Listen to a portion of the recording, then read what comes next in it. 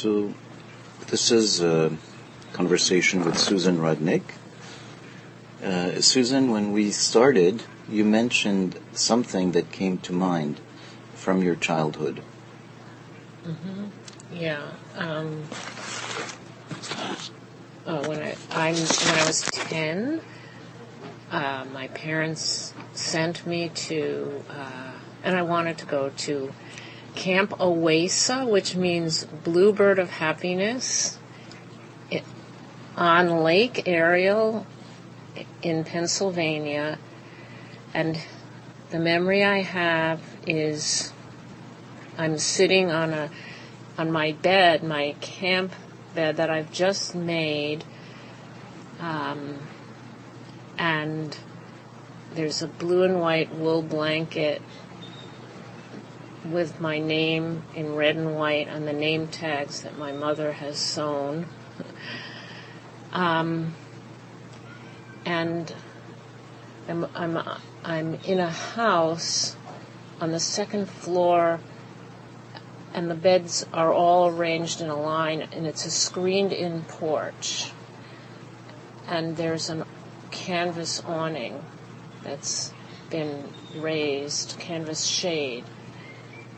And behind me is this lake, and I'm facing away from it, and I'm hearing just a very gentle breeze and water lapping, just gentle lapping, and I turn around and I look at it, and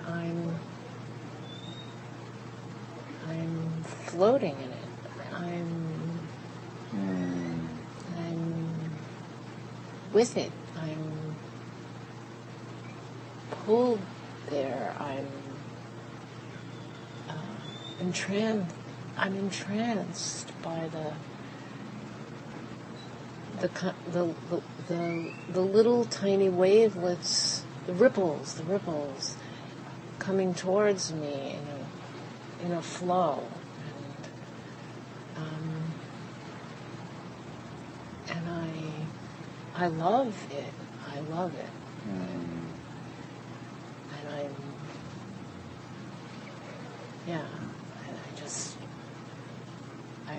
and I just love it. I love that feeling. So that's so. I wish I could, in a way, just have memorized all of the different pieces to do. It felt really nice to hear you set up, that it became real. But what I became entranced with is the way you were telling this.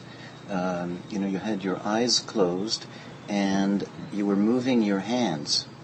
And you were moving your hands as if you could touch it, or, like it had a tactile quality, yes, that you were in it. Yes. And then you were kind of listening a little bit to what you were saying, and then stopping and saying, this, like you were really, it gave a sense of you almost like swimming in it, and exploring it, and just like right. Moment by moment finding that experience. Right. Okay. Yeah, So what struck me as you were doing that is that it was like very much the heart of the project as we talked about it, which is that in the moment when you were describing it, you were re-experiencing yes. it, you were in it. Yes. So, you mean sort of unpacking that process, or I mean, it is true that learning how to do that, as an example, is part of what sustains me. Mm-hmm. In many ways, like writing haikus is that too. Mm-hmm. It's that stepping into that opening, that experience that I had of recreating it. I mean, there's the actual experience at the time. I was 8 years old then, but you're saying there's something about or are you saying that the process of being able to recreate or find that again is what you're saying? It is part of what sustains? Yes. I mean, I was struck by it that in a way the story, as we started to talk about it, is about that moment and maybe, your parents and your relationship to nature, all of these things. But just in the moment when you were doing it, it felt like you were entering like a ritual world of reconnecting with the experience in such a way that it was very present. And that itself felt very much like part of this process.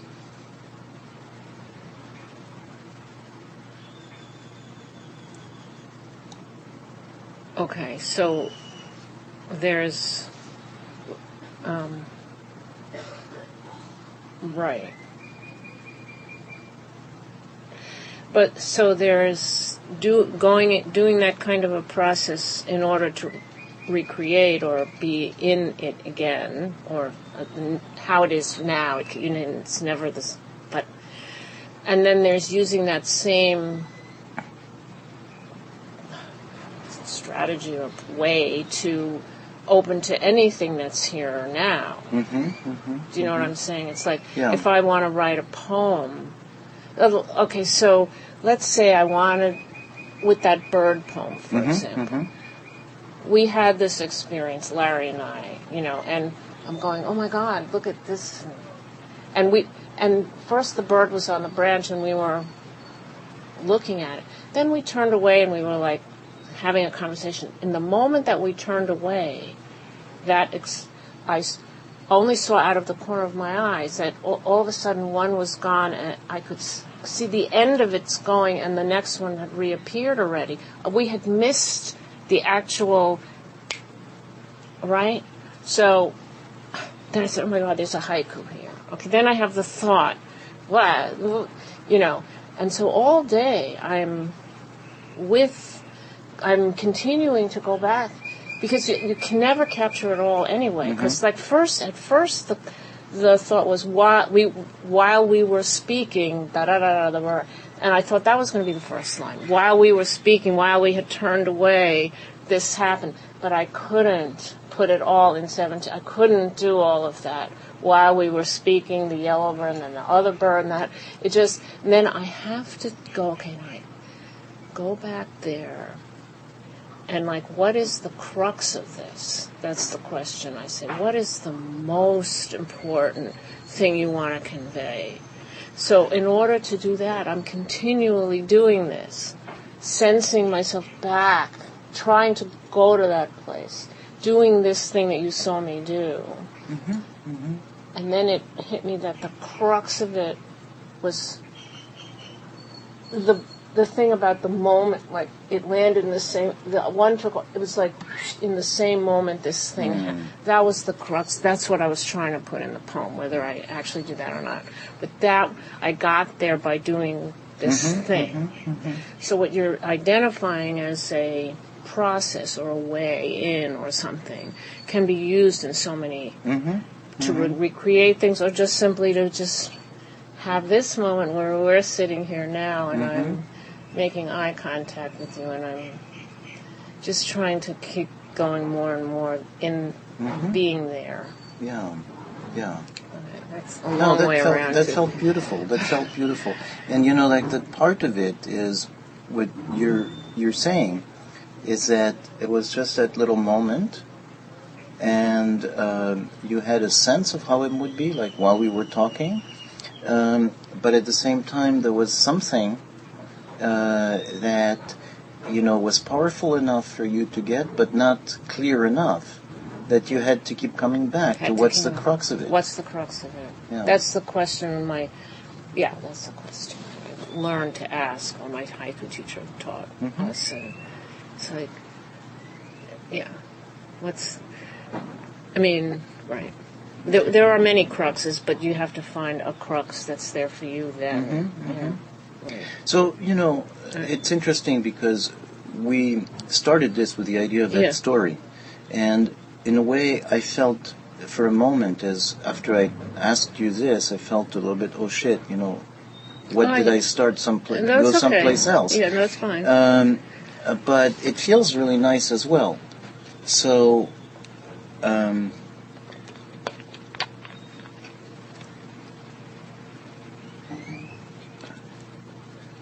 it could all be.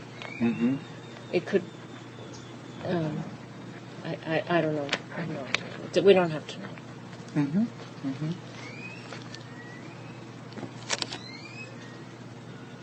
So what I'm curious is about, staying right at this moment. Not knowing where it goes. Mm-hmm. And some of these things were opened up. Right. And maybe it's a question of reorienting of where we are with it. Right. Okay.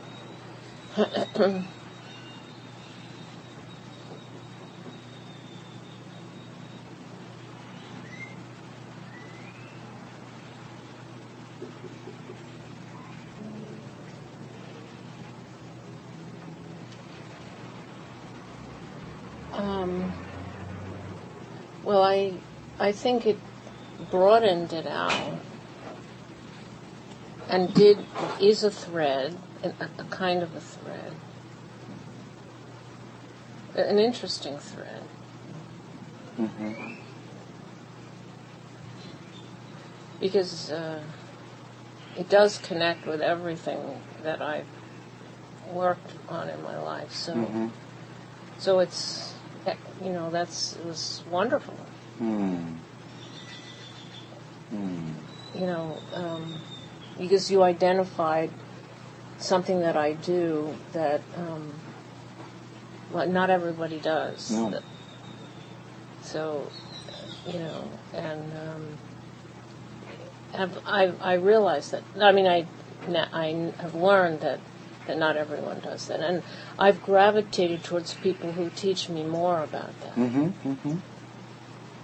Like Kimmy, my memoir teacher, was all about that. Mm-hmm. And so to the extent that it's good, it's where I really have, gone back, gone in there,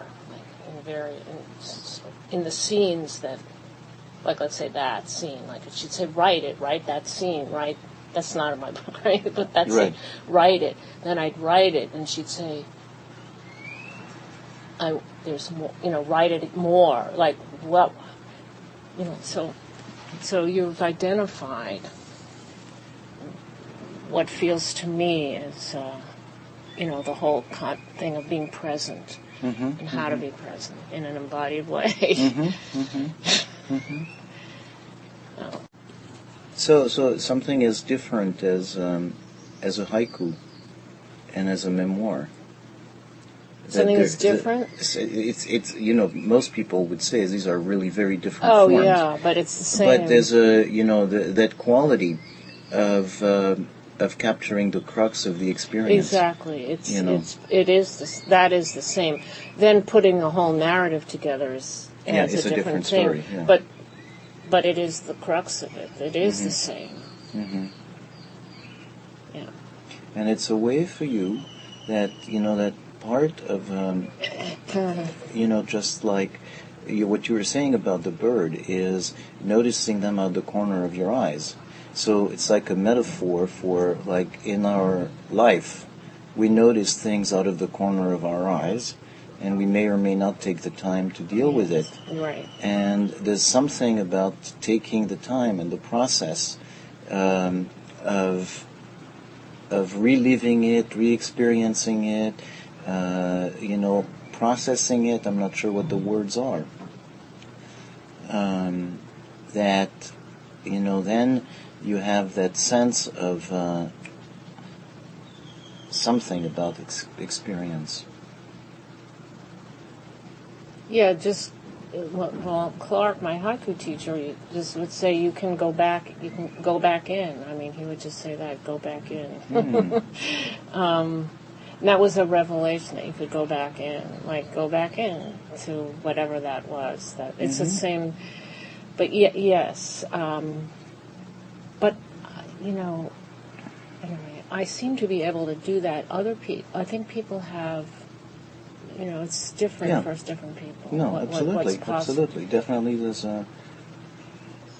My memoir teacher said that she felt that one of the hardest parts sometimes for people of writing a memoir is to go back into your child's self, to be that self, and she felt like that was might be the strongest part of my thing, not you know what I mean, because that my child self, I'm able to do that. I can go right into that child self, which is sometimes it feels stilted in people's memoirs. So, and then some of the other stuff is harder for me. But so yeah, to be able to go back in and just really be that 8-year-old or that 10-year-old and feel and even if you can't. You just imagine you just find one, like let's say the name tag on your blanket, and just look at the name tag and just. And it was the name tag, and it was also, you said that your mother had sewn. It, yeah. So it was, there's like a wealth of connection there. A wealth, and anytime you have that, that's a way to help someone go in, is to find a little thing like that. I can see it. I still have that blanket, too. It's in the cabin. I have that blanket. But, so it's, Anyway, that's how I do it. I find something like that it's like, oh, yeah, and then you try to sense with your senses, literally. Yeah. So that's all. So I don't know whether this essay would be maybe an exploration of that way, using these powerful, and then sort of interspersing it with the time travel back into and how I use it now in writing a haiku. Or, I don't know. It could be fantastic. It could be. I mean, God, wow, it could be beautiful. It's scary and all of that. But the beauty of it is, you've done not just one story, but you've done a memoir with lots of these different moments. Oh yeah. And it took you a long time. Yes. And so, coming back to the sense that it's a process, and it's like not being overwhelmed by what it could be. Right. But just with that sense of you're touching on this. Yeah. And that both the story itself at the lake and that process that's important to you are things that you're connected with right now, and just and what's it like to just notice these strands being present right here as we talk. Right. That's good. Okay, that's helpful. You may have to say that a lot because I'm not. While I can go into these, writing a narrative or even an article, it often feels a little torturous and not like a fun process. I don't approach it with joy sometimes. So to be able to chunk it down in very small. But also it feels very nice, actually, that you're introducing the part of torture and not joy.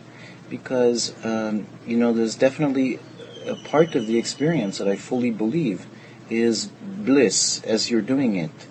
And it's nice that you mention another side of it, and it's part of it. So we're not just going into the bliss and so on, but there's torture in it. Right. Well, I don't find the haiku thing is the one that I found that it doesn't have torture anymore at all. Once I took the first thing where I wrote one, and then I thought I'll never write another. It was that. But then the more I don't have that anymore with the haikus. I know when I came here that the first 4 days there would be nothing because I'm just not ready. So that it will be there. They are there, and they do come there. But writing other forms of narrative, forget that. But definitely torture. for sure. Mm. Anyway, this feels great. This is part of the Active Pause podcast at activepause.com.